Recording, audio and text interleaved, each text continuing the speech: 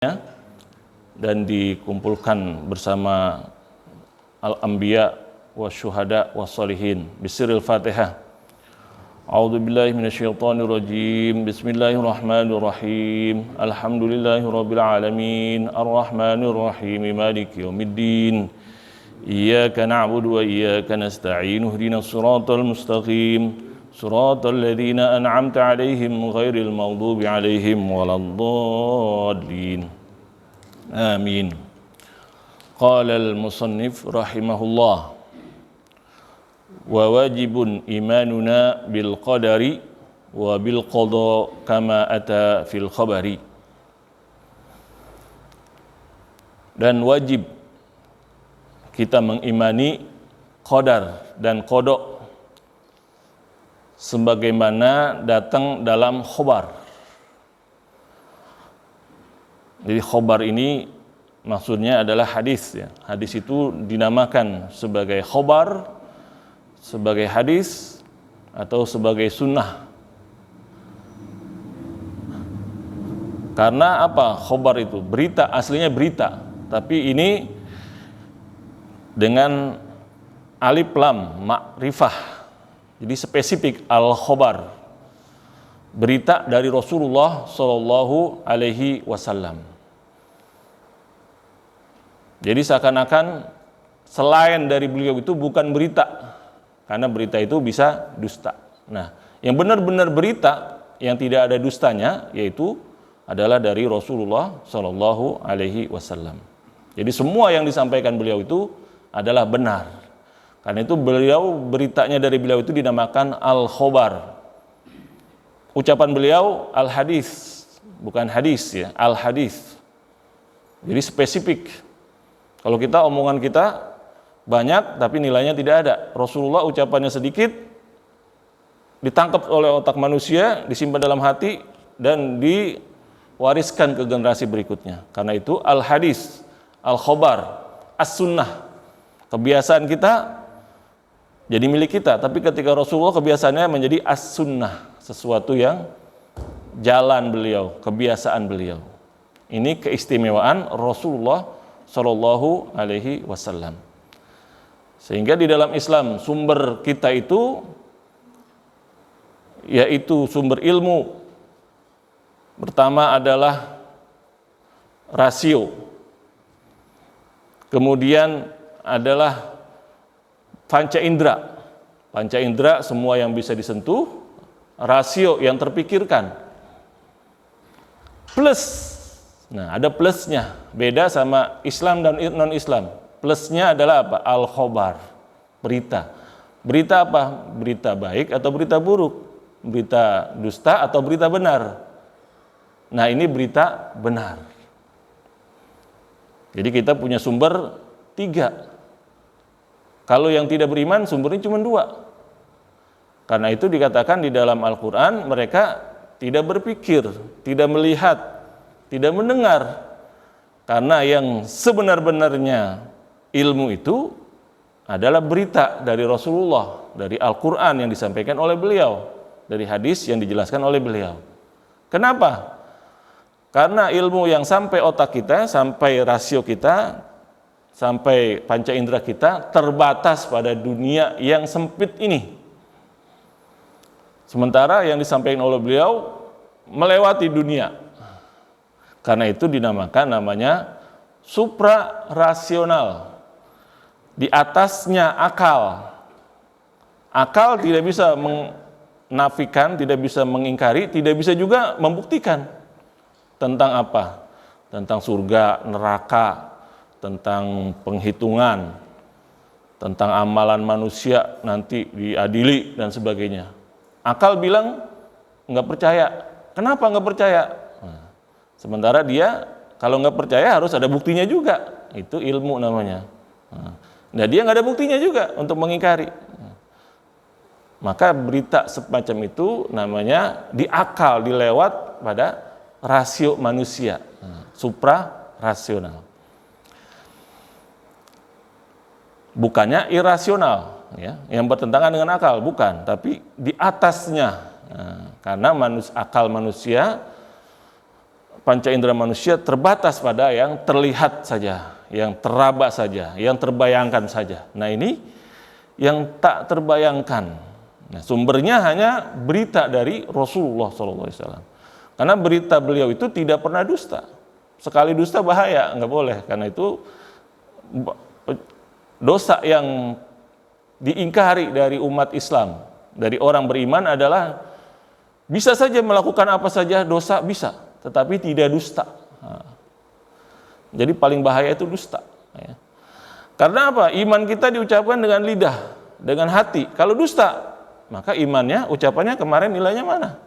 Perkawinan dengan ucapan, terima nikahnya dengan ucapan.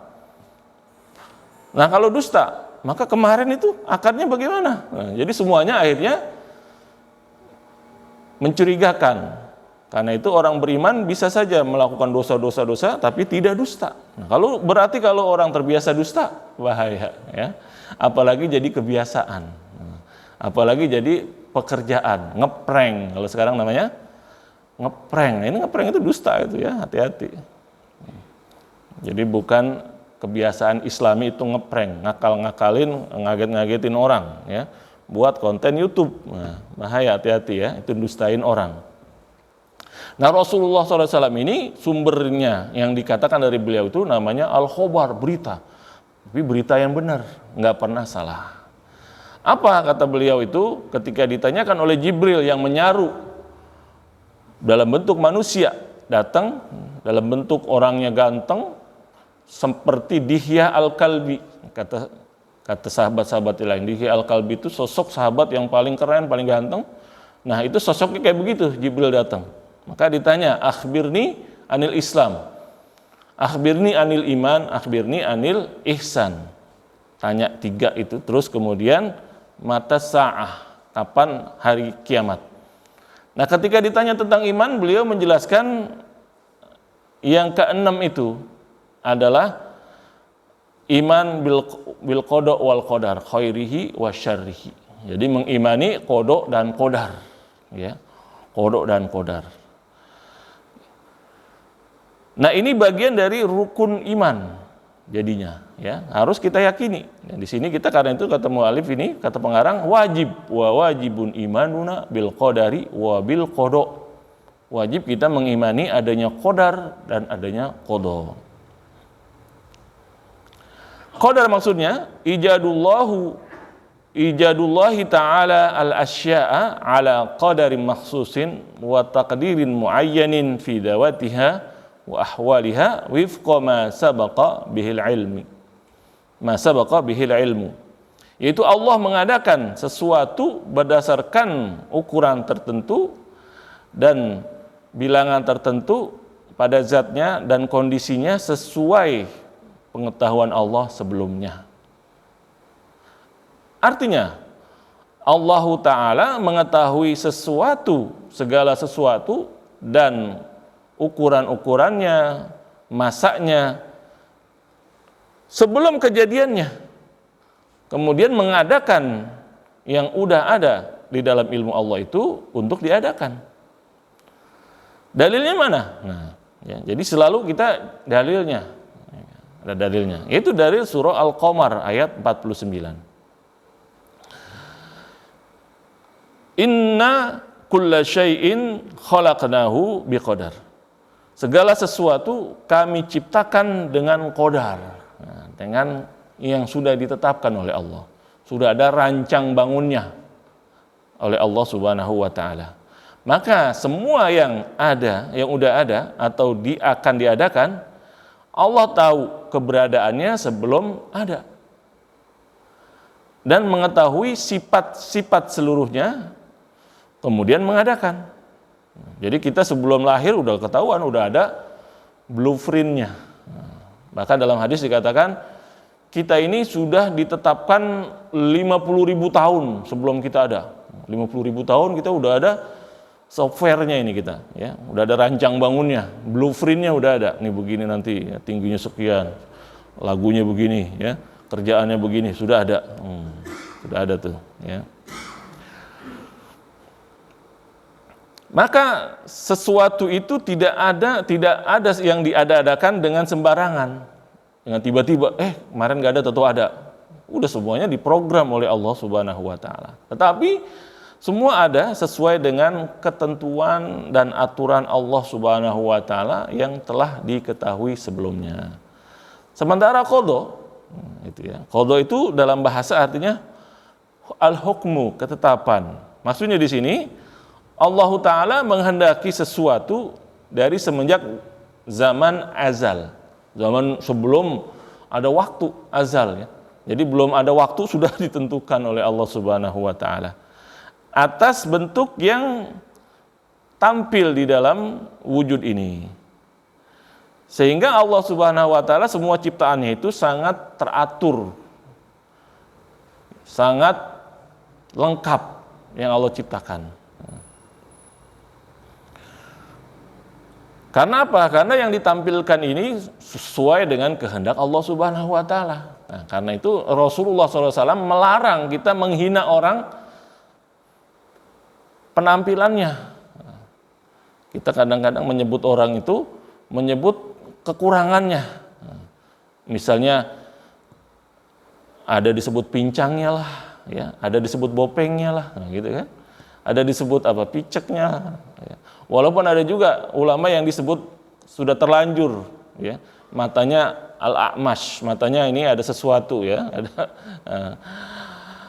itu ya, kita jangan menyebut orang dengan kekurangannya. Oh yang itu ya, yang pincang orangnya, jangan ya. Karena itu sudah diciptakan oleh Allah sesuai kehendak Allah ya, tidak boleh kita hina orang dengan penampilannya. Nah, orang menampilkan atau mengungkapkan tentang qada dan qadar itu dengan kata-kata apa? Yaitu kehendak Allah mengadakan sesuatu dalam bentuk tertentu, kemudian mengadakannya benar-benar sesuai yang dikehendaki. Jadi qadarnya itu rancang bangunnya, qadanya itu penetapannya, tampilnya. Nah, ya, tampil selesainya itu, finalnya itu namanya qada, ditetapkan. Ya. Qadarnya diprosesnya di sana, dirancang, udah ditetapkan. Kita ini bagaimana bentuknya, sifat-sifatnya dan sebagainya sudah ditetapkan. Nanti tampilnya pas lahir, nah itu namanya qadanya. Ya, qadanya. Pas asli, ya, pas asli keluarin, udah ditetapkan oleh Allah, ya. Nah, hal-hal yang ada ini banyak sekali yang tidak terhitung, baik benda-benda, ya, sifat-sifat dan ukuran-ukuran. Tetapi dalam diri manusia ini ada dua hal. Tentang apa? Tentang ketetapan Allah Subhanahu wa taala bagi manusia. Pertama apa? Yang manusia itu tidak punya kesempatan untuk memilih-milih. Seperti apa? Hari kelahiran. Nggak ada yang milih, enaknya hari apa ya? Saya mau lahirnya hari Senin aja dah, seperti Rasulullah. Nggak bisa, udah lahir ya. Nggak bisa ya, dirancang-rancang gitu.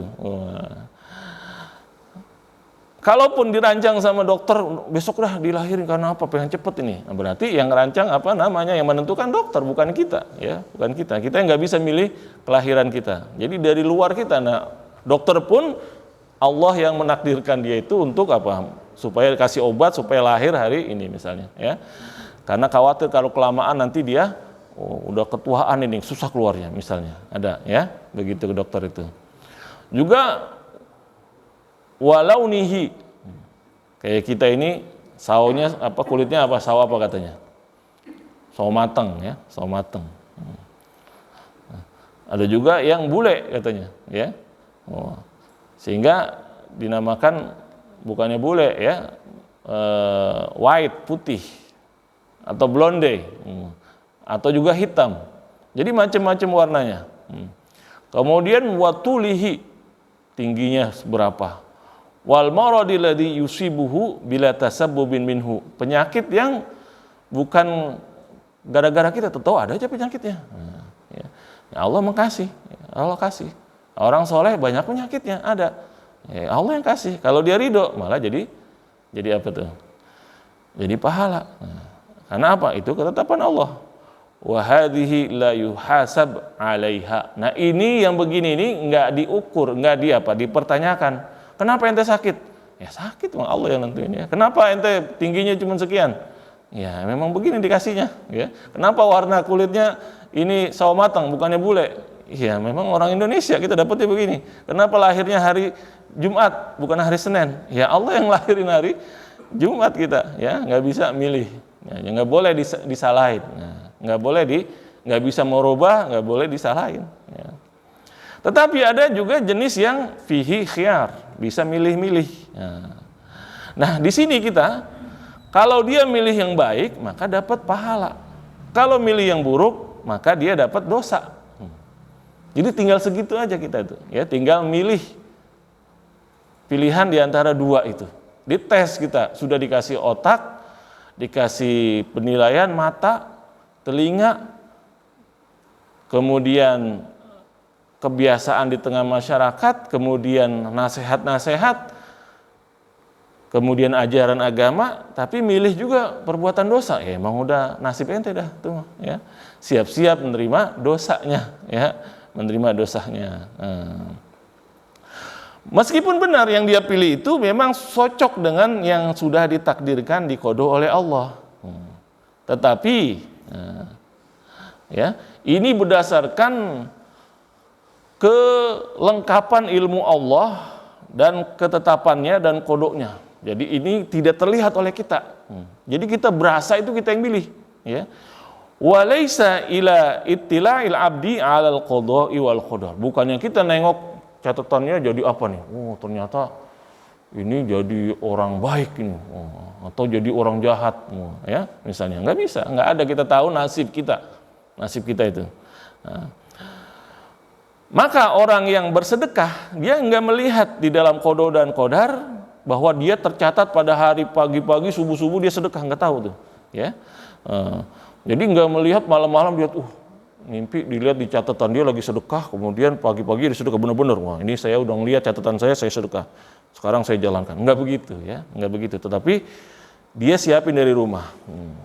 Nah, siapin pas datang masukin. Nah, berarti pilihan dia itu, ya. Pas ini saya nggak jadi dah. Pas dilihat gede banget ini, nggak jadi, ya salah ngambil, ya, nggak jadi misalnya. Nah, berarti pada hari itu enggak terhitung dia itu bersedekah, ya.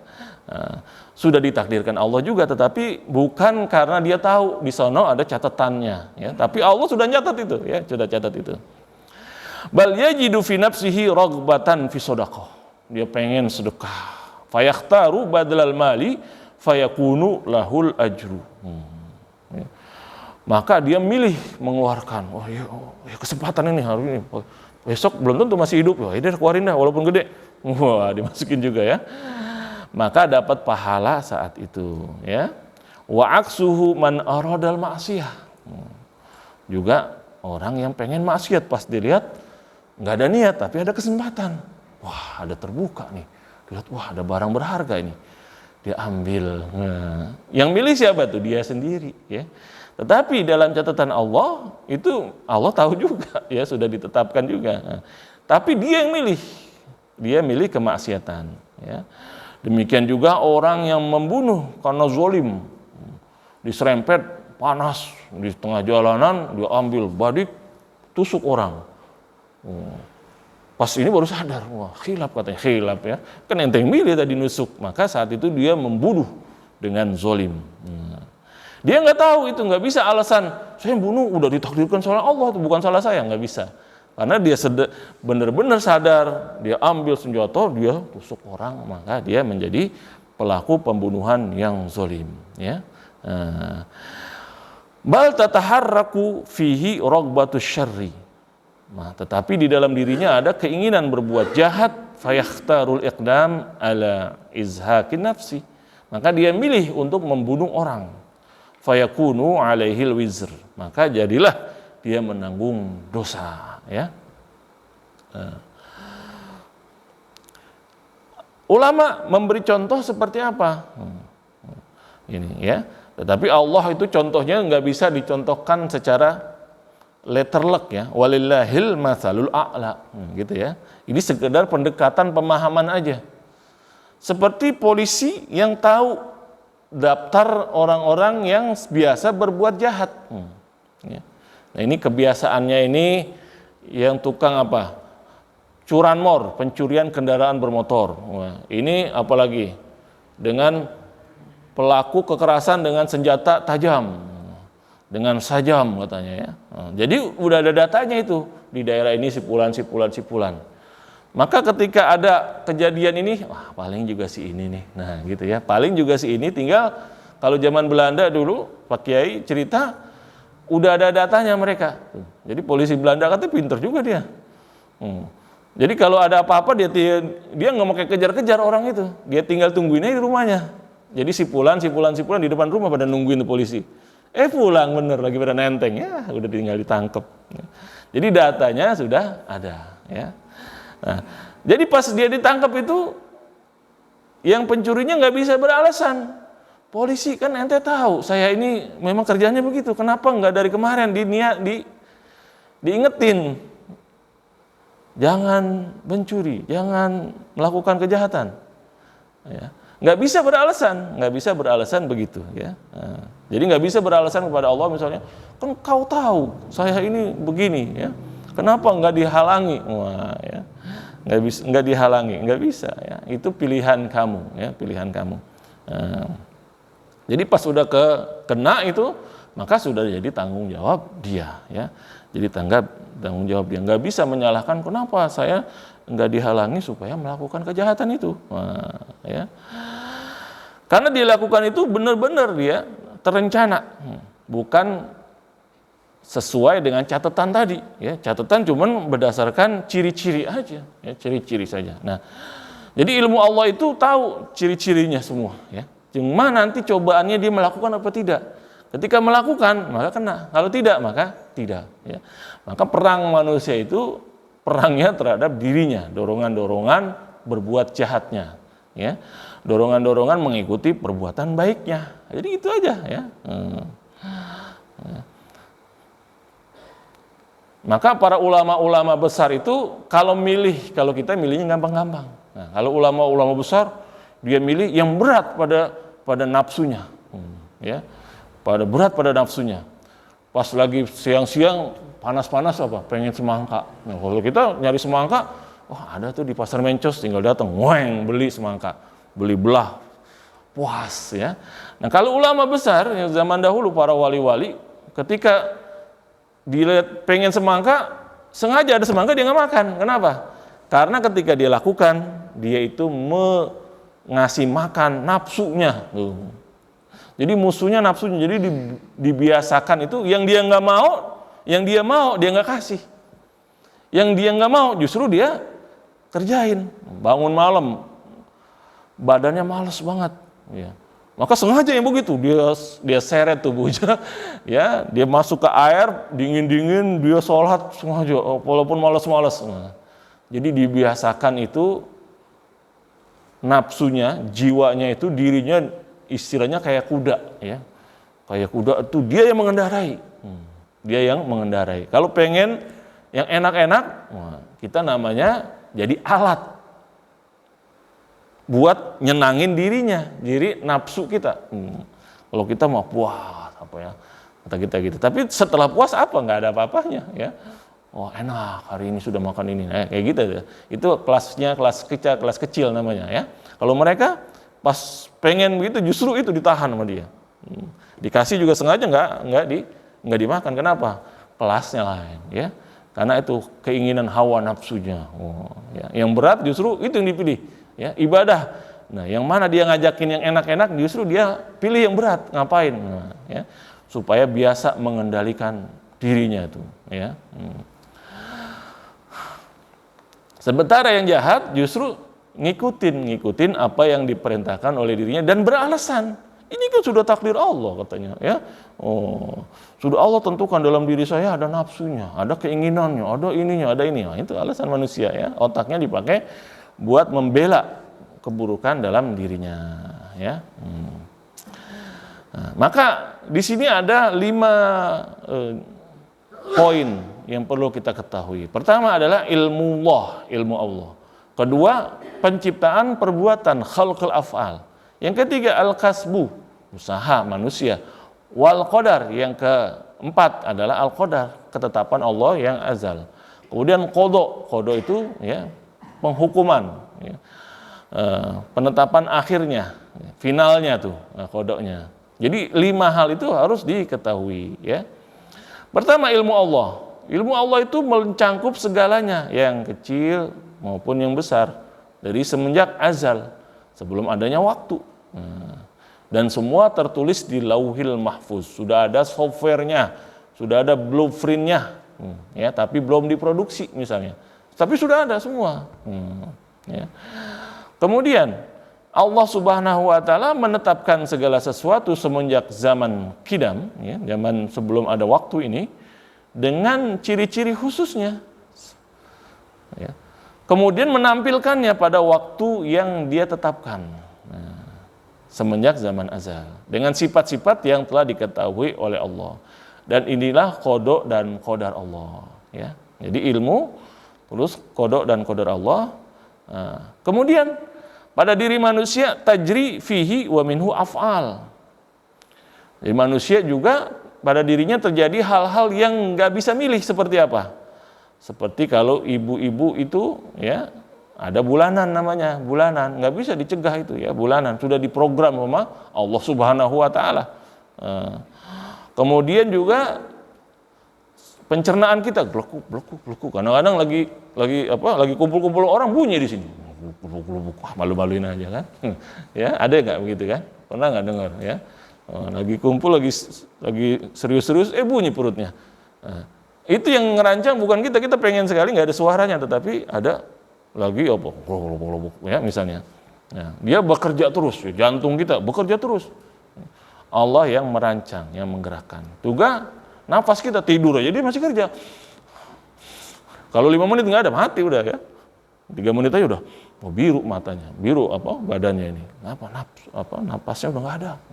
Udah hilangnya, udah pergi, gitu, ya. Siapa yang ngerancang? Allah Subhanahu wa Ta'ala. Nah, ini manusia tidak disalahkan. Kenapa? Napasnya ngikan gitu. Ya, itu dirancang sama Allah, itu bukan urusan saya tuh, ya. Allah kasih ini, ya, kasih cobaan begini. Nah, yang ketiga, manusia kemudian ada dari dirinya kerjaan, pilihan, ya. Ya. Melakukan sesuatu, ya. Tetapi manusia tidak menciptakannya, dan manusia itu dalam lingkup dia bisa mengerjakannya, ya. Apa itu misalnya yang diperintah oleh Allah dan dilarang oleh Allah, ya. Tetapi Allah tidak memaksa dia melakukannya.